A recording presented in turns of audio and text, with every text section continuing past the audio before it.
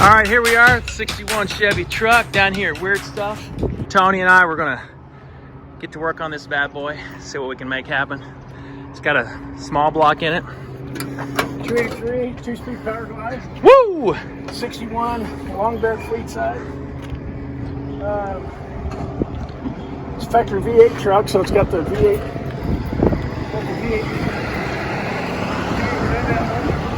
It's got the 61. Dang, it's just like my old one. With the aluminum Chevrolet insert. Last time I had a truck this year, it was we painted it at the school carnival. 61 Apache 10 badges, which is kind of cool. But I bought that truck for 75 bucks, Tony. Yeah, but that was 30 years ago, brother. It's pretty cool. The original bedwood's in exceptional condition.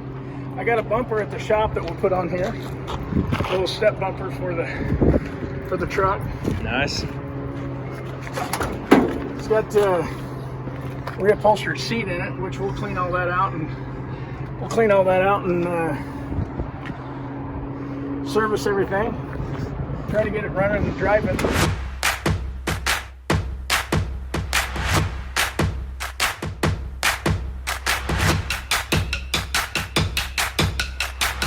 So day one, 61 Chevy long bed fleet side.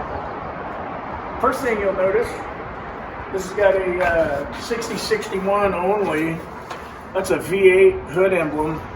I see those on eBay and various groups online. $275, $300. That one's in exceptionally good condition, so that's a good thing. But we're planning on keeping on this truck. We're not going to park this truck. This got the 6061 cat eye hood. It's commonly referred to.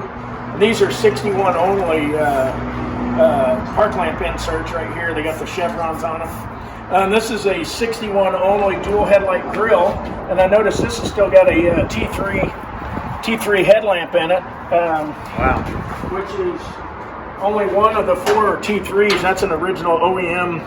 That's an OEM headlamp. Merrimack Taverns. Oh, nice. So this got some Central Missouri roots to it. This grill, this is a 61 only dual headlight grill, and then it's got the anodized aluminum Chevrolet insert in it, which is specific to a 61. Now, pop the hood here. As you can see, this is a V8 truck. It's got the factory fan shroud on it. It's got a Harrison radiator. Obviously, this is a universal ribbed upper radiator hose. They've done a few funky little things here that will undo this. This, as you can see, it is a 12-volt negative ground system, but this happens to still have a generator on it versus an alternator. Still got some of the wax pencil markings on the firewall. That right there, what you see, that's power glide. This is a V8. This is a V8 motor. 283 was the only available V8 in 61, and a power glide. It's a 2-speed power glide, which is a cast iron case, and then 63 somewhere in there they went with the aluminum cases on the power glides. This happens to be a deluxe air heater truck. It's got 4 levers on the dash controller.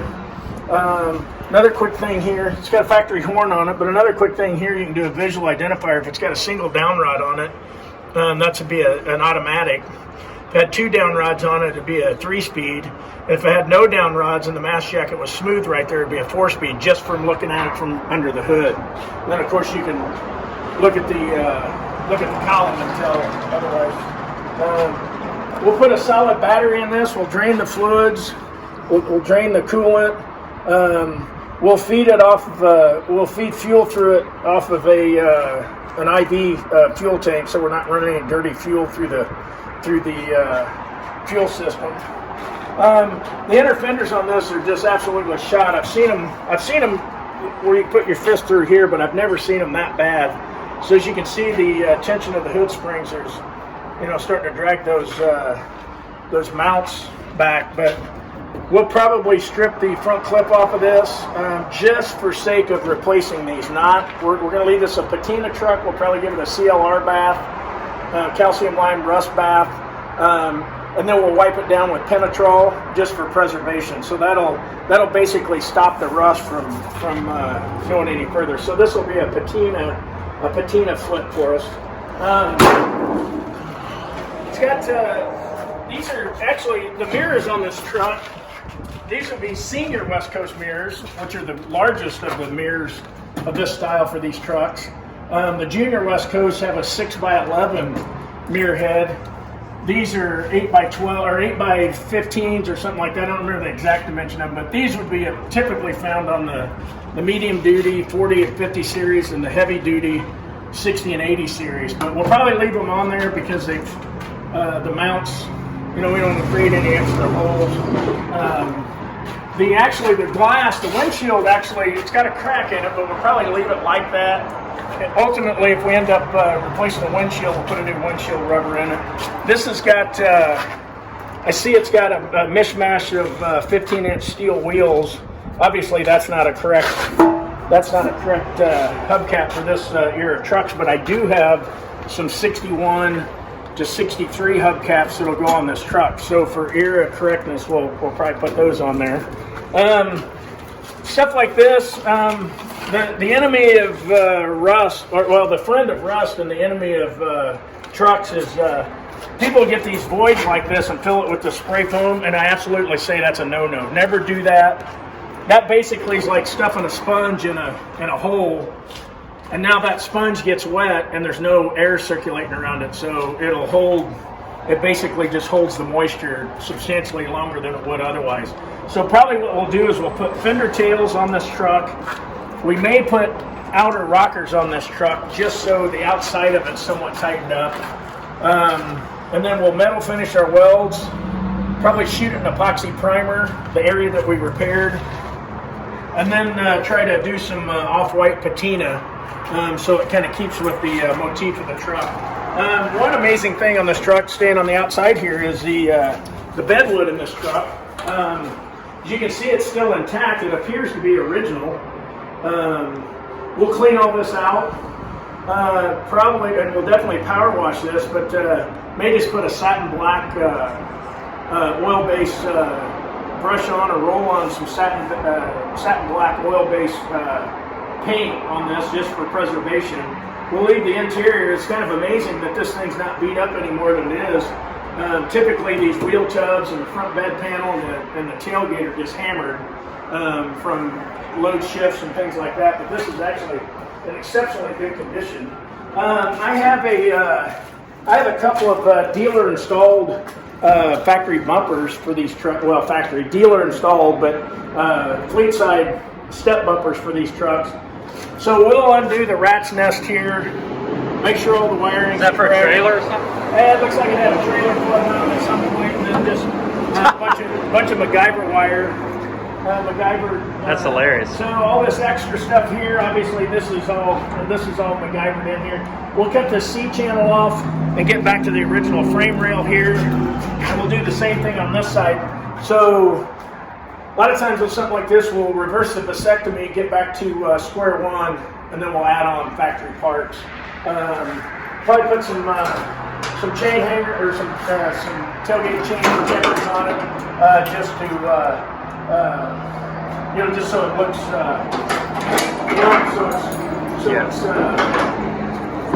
protects it, makes it complete, but also so it doesn't look like that. It's cool. It has the emblem on it still. Right. The Apache. Here's this wheel here, which we'll probably swap this out. This wheel here happens to be a 15-inch. It's a clip style wheel, but as you can see, it's a split rim. We just go away from these. I know there's guys out there that say, "Oh, I'm not afraid of them." I'm not afraid of them. It's just servicing them, maintaining them. They have tubes in them. So anytime you have a low tire, a slow leak, or a flat, it's a pain in the rear to find a local shop that'll mess with them. So we just 86 these, put them in our rim rack, and then we'll put factory correct steel wheels back on this truck and a decent set of driver quality tires. Here's another illustration of spray foam and what not to do with it. I can tell this just by looking at this alignment wedge right here, how it's severely worn right there. That's an alignment wedge. The pocket's in right here, so I can tell the hinges on the A-pillar. Either a hinge it needs to be rebushed, or the mounting plate in the lower A-pillar is rusted out. So this door is sagging. So this alignment pin or this alignment wedge actually contacts this this little pocket right here and gets it up where it's supposed to be for it to shut. Now, once again, you know, I kind of look past all the trash and the ugly when I'm prospecting one of these. So we'll give this thing a good bath. We'll get rid of the things that don't belong. We'll replace the things that are missing, and repair the things that are broken. So if there's a hole in the dash that had something there, we'll put that item back in. I see it's got a couple of levers broken off on the 4-lever deluxe air heater dash controller. We'll peel that back, free up all of our cables, and then we'll put new levers in that so everything's there and accounted for. This is a reupholstered seat here. Probably in a deal like this, we'll peel the old off and just put a seat cover on it to give it a little bit of visual appeal. Maybe a Mexican blanket or something like that. Just kind of go with the look. Stuff like this we'll peel back. That's obviously non-factory stuff. So if it's not factory, we remove it. If it's not attached, we remove it. And again, looking at these rockers, we'll probably actually put rockers on this truck because one, they're full of foam, and two, it'll give it a lot better visual curb appeal if we fix that kind of stuff.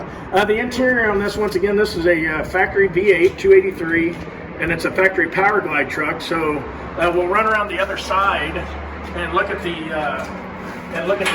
shift indicator on the top of the column, and you'll see the shift indicator on that's different than what you typically would be used to looking at, which is factory correct for this truck. Oh, nice, got a compass up there that you'd have a hard time looking at, but we'll probably keep that, but put it in a little bit more desirable location. Obviously, the sun visors left and right.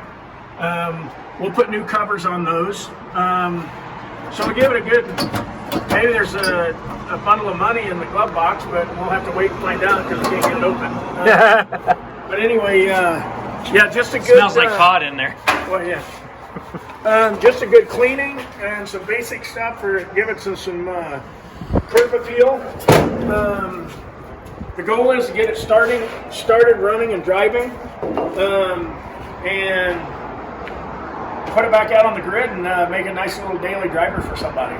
So if you have questions about this truck or any other truck, 60 to 61, Chevy or GMC, hit me up on our Facebook page, 456 Chevy Trucks, or our website, 4-5-6ChevyTrucks.com. And I'm Tony, and this is our 61 Chevy C10 long fleet V8 automatic flip truck that we're starting on.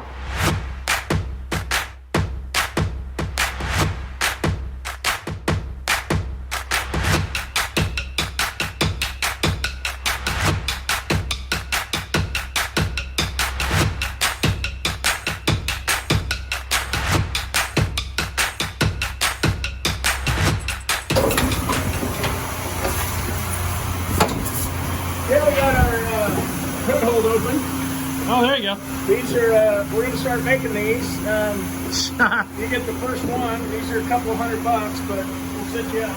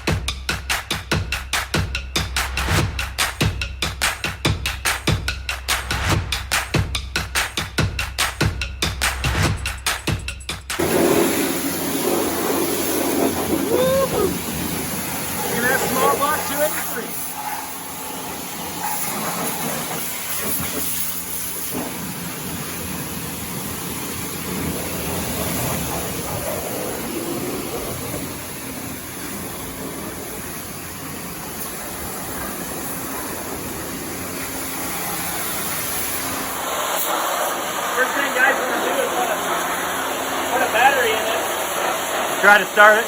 Trying to start it. Well, I'll do this on a video. You want to pull the plugs, plug the cylinders, pump fuel, or put an IV tank on it. There's Tony with 456 Chevy Trucks.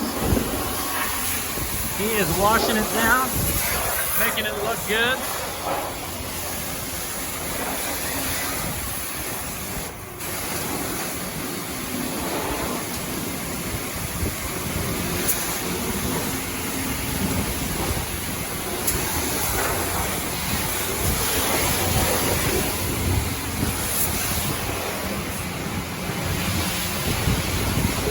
That looks way better already.